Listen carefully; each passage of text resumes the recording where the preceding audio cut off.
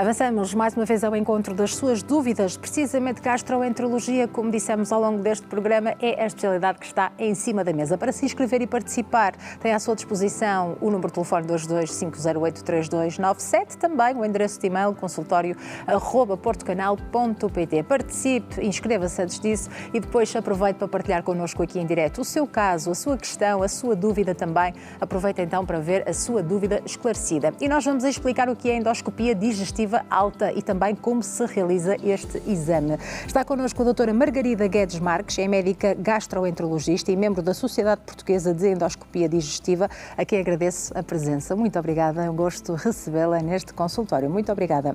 Sra. Doutora, e para percebermos bem este exame, que às vezes é um bocadinho temido por algumas pessoas, já lá vamos a explicar também porquê e perceber porquê, temos que contextualizar este assunto e falar do cancro do estômago, que pode ser difícil de detectar precocemente. Porquê? Ora, muito boa tarde. Agradeço o convite em nome da Sociedade Portuguesa de Endoscopia Digestiva, que muito tem feito no âmbito da saúde digestiva, precisamente, e mais concretamente no cancro gástrico, e que tem tentado divulgar a informação necessária não só aos doentes, como também à população em geral, no sentido da sensibilização deste diagnóstico. O cancro gástrico é importante, o diagnóstico precoce, porque neste momento é o 5º diagnóstico de cancro a nível global e em Portugal, e é a 3ª causa de morte por cancro também no nosso país e sobretudo na região norte do país.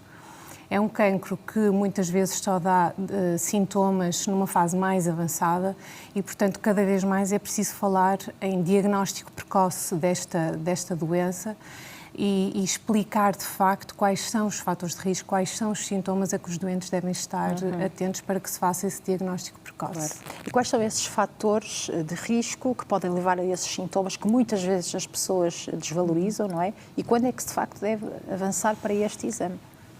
O cancro do estômago é uma doença multifatorial.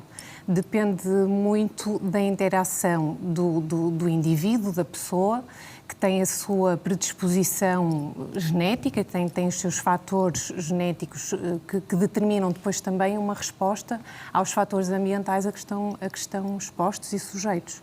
E esses são os fatores de risco que nós podemos identificar e tratar, que são eles a obesidade. Hoje percebemos que o cancro gástrico, sobretudo na porção proximal do estômago, tem muito a ver com excesso de peso, com obesidade, com refluxo gastroesofágico. O tabagismo continua a ser um problema não só para o cancro do pulmão, mas para o cancro digestivo, nomeadamente do cancro do estômago. Dietas muito ricas em alimentos fumados e em alimentos salgados e pobre em produtos frescos, como os hortícolas e os frutos. E depois temos outros fatores que não conseguimos controlar, como seja o cancro gástrico é mais frequente no género masculino, é mais frequente em idades entre os 50 e os 60 anos e há um fator de risco que é de facto identificado e que deve ser tratado precocemente, que é a infecção pelo Helicobacter pylori. Esta é uma infecção muito prevalente no nosso país, que pode rondar entre os 60% e 85% da população, sobretudo da população da região norte do país, e pensa-se que isso é um dos motivos pelos quais também temos maior incidência de cancro gástrico nesta região de Portugal. E, de facto, a infecção pelo Helicobacter, o que é que faz? Pensa-se que é uma infecção que ocorre na infância, portanto, nos primeiros anos de infância, que se prende com questões provavelmente de salubridade e de higiene, que hoje em países já industrializados e desenvolvidos a prevalência é muito inferior e, portanto, a infecção por esta bactéria vai provocar uma gastrite que, prolongada no tempo, vai dar origem a uma gastrite crónica e o estômago, para se defender, vai transformando as suas células noutro tipo de células, ou células atróficas, ou células de metaplasia intestinal, que são células ainda normais, mas que estão numa localização anormal, que estão dentro da cavidade gástrica. E são estas alterações que são provocadas pela bactéria que são preciso depois vigiar com a endoscopia.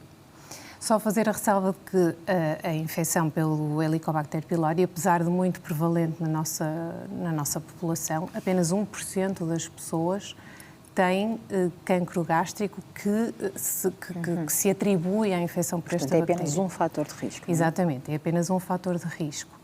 Acha-se que as estirpes são diferentes e, portanto, a virulência destas estirpes ao causarem a gastrite crónica são diferentes e, por isso, apenas 1% dos doentes infectados pelo Helicobacter vão ter cancro gástrico. Mas para se identificar a presença de H. pylori ou metaplasia intestinal, portanto, a pessoa já fez uma endoscopia, não é? E o que é que levou essa pessoa a fazer a endoscopia? Há aqui alguns sinais ou sintomas mais específicos? Específicos, não. Pois. Infelizmente, sintomas e sinais específicos, não. Assim como a doença é uma doença muito heterogénea em termos de fatores de risco, também o é nos sinais e sintomas que apresenta. Muitas vezes, como disse, nas fases iniciais não há sinais ou sintomas que o doente possa referir e, portanto, estar alerta. Mas sinais e sintomas como azia, infartamento precoce,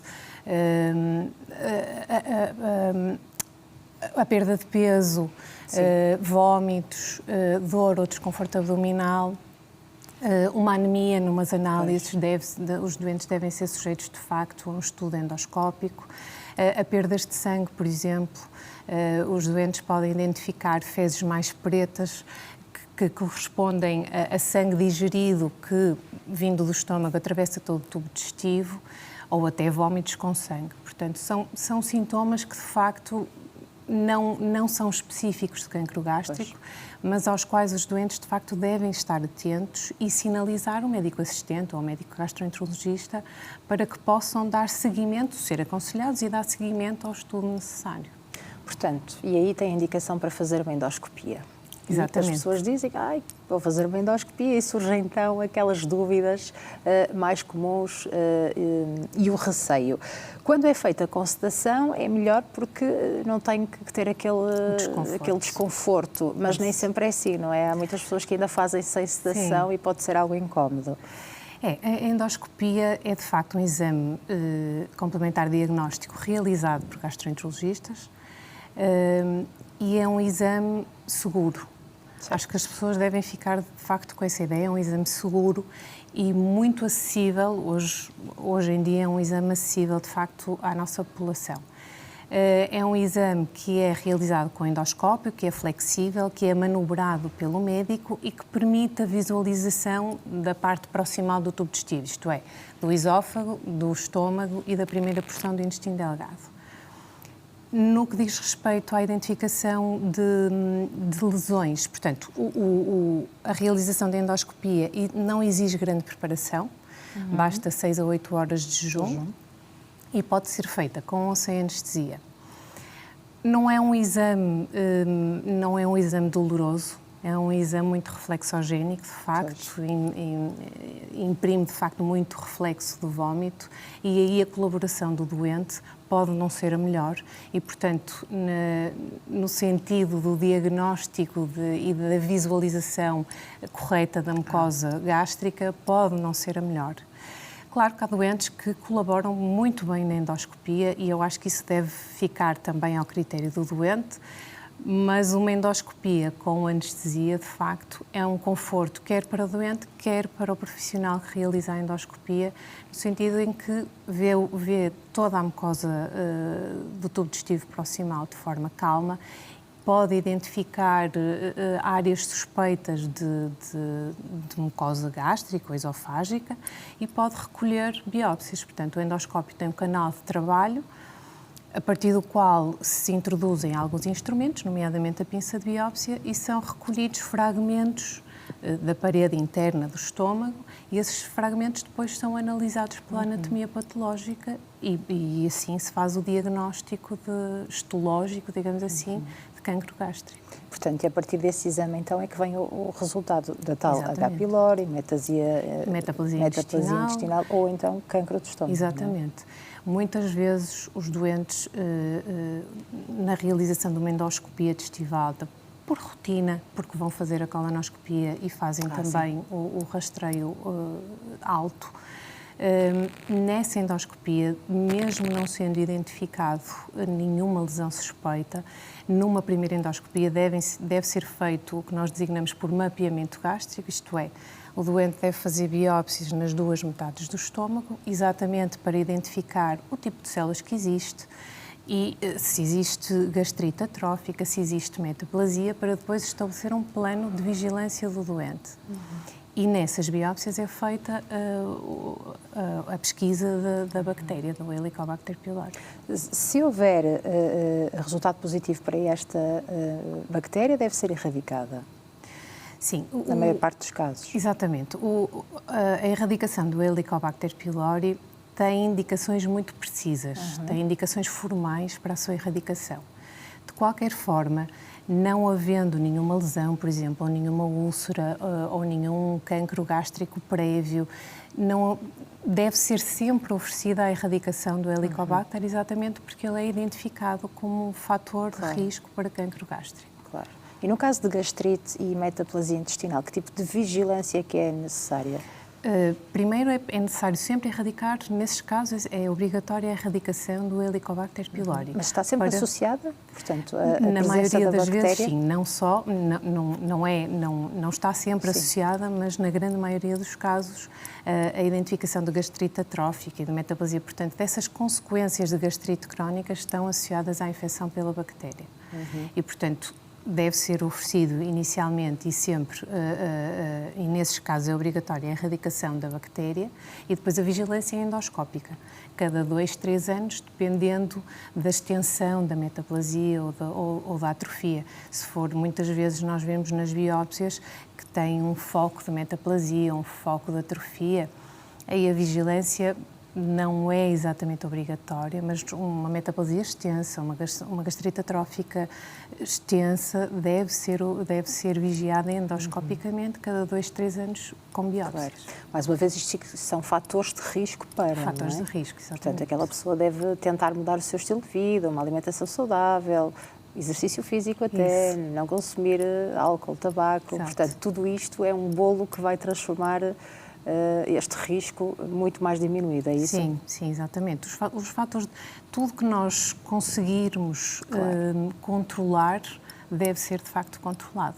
E nós temos aqui alguns fatores de risco onde podemos intervir, de facto, e a obesidade, o problema do tabagismo, o problema da alimentação, que ainda temos muitos erros, e a infecção por esta bactéria são fatores de risco perfeitamente identificáveis e em que vale a pena intervir.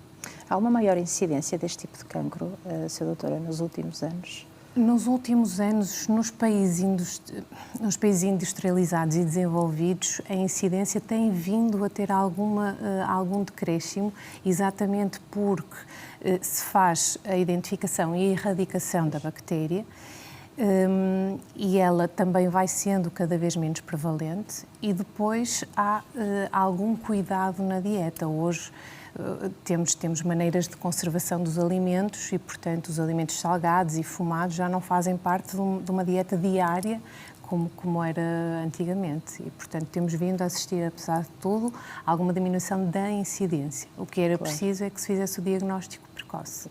Claro, é sempre importante deixarmos este alerta. Muito obrigada pela sua presença e por esta explicação. Vamos agora ajudar os nossos telespectadores a verem aqui também as suas dúvidas esclarecidas. Fizemos primeiro um intervalo, muito obrigada. Ora, portanto, tem este tempo de pausa para se inscrever através do número de telefone 225083297 ou do endereço de e-mail consultório@portocanal.pt. Gastroenterologia, como sabe, é a especialidade que está em cima da mesa. Não deixe de participar. Vamos fazer um curtíssimo intervalo. Até já.